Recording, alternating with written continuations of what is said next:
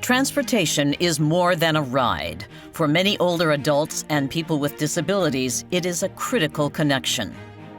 A poll from the National Aging and Disability Transportation Center found that older adults and people with disabilities have difficulty finding a ride in their communities.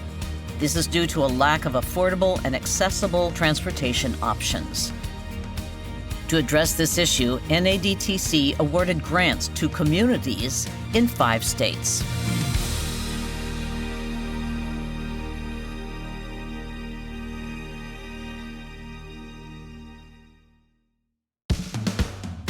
In areas of Colorado where transportation is not readily available, North Front Range Metropolitan Planning Organization is breaking down jurisdictional barriers by testing the viability of a centralized one-call, one-click system for older adults and people with disabilities. If you live in Fort Collins or Berthoud, for example, or Estes Park, there's a baseline of service. But if you live between those communities or outside of the urban fringe, there are a lot fewer options for you. So this project was very good for introducing the providers to the idea of coordination and finding efficiencies and partnerships. We all have a common goal, and that common goal is to get people where they need to go and allow them to have their independence. And I think that that's the glue that holds us together.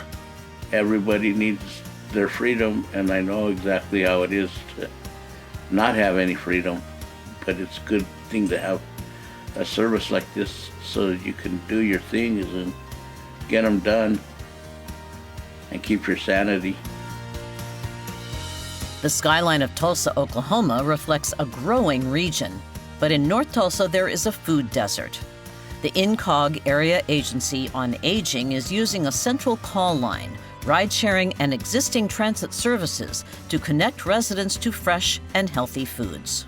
In the food desert, we have kind of a storm of things going on. We have extreme difficulty with transportation, and then private fee-for-service options aren't really options for the population that reside there because of their low income. We also have the complexity of they get paid one time a month, and they get food stamp benefits one time per month. So that means they were buying shelf-stable, non-perishable food, not fresh food items. So with this grant, we've been able to implement a rideshare program to get our target population to and from fresh food. I have neuropathy in my feet. Sometimes I can't even walk. So where they come to my house, it helps. I lost 83 pounds this year, and fruits and vegetables helped me a lot. Portland, Maine is a vibrant tourist center, but in South Portland, access to transportation is limited. The Greater Portland Council of Governments is testing a citywide shopper shuttle to connect residents to grocery shopping and to food banks. There's a lot of transportation issues here. Maine is cold, and when you get to the bus stops, there's no shelter, but then people live a good distance from the bus stop. Put some ice on the sidewalk, and then it becomes treacherous. This grant has been really important for us to experiment with how to reach the senior population and help them reach food. What we've been able to do with this funding is to try that out and say, how does it actually work for older adults who don't have smartphones to try using on-demand rides? Does it work? I mean, that's something that there's been a lot of talk about trying, but until we had this funding, we weren't able to take the lead. Without being able to depend on this service, families like mine wouldn't be able to have access to basic needs. From the shores of Lake Erie, Buffalo's skyline looks sparkling. But for those in outlying rural communities of Erie County, Shared Mobility has developed a shared ride volunteer transportation program.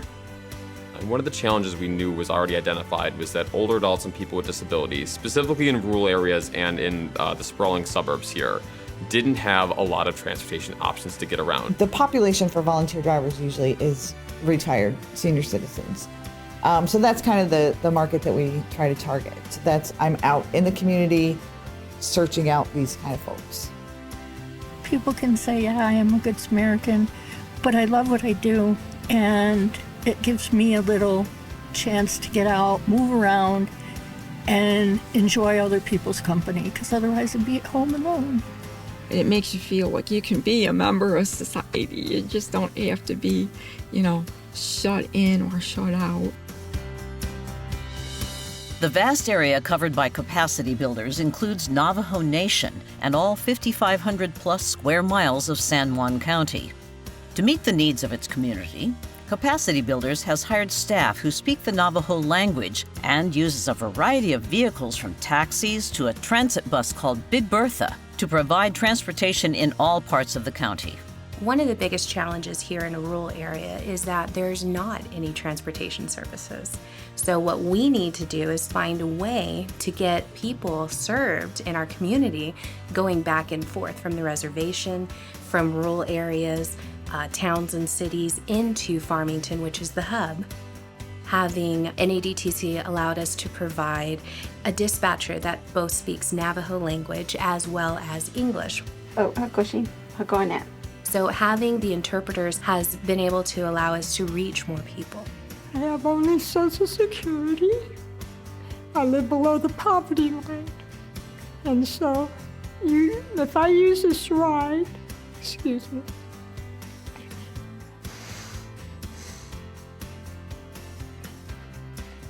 it doesn't sound like much, but when you don't have much, $40 saved a month, I can eat a little more, I can go to the thrift store more. So economically, for me, it's a big help. The NADTC grants have made a world of difference in the lives of older adults and people with disabilities. The grantees have achieved success and learned valuable lessons along the way, lessons that will help other communities implement similar innovations across America.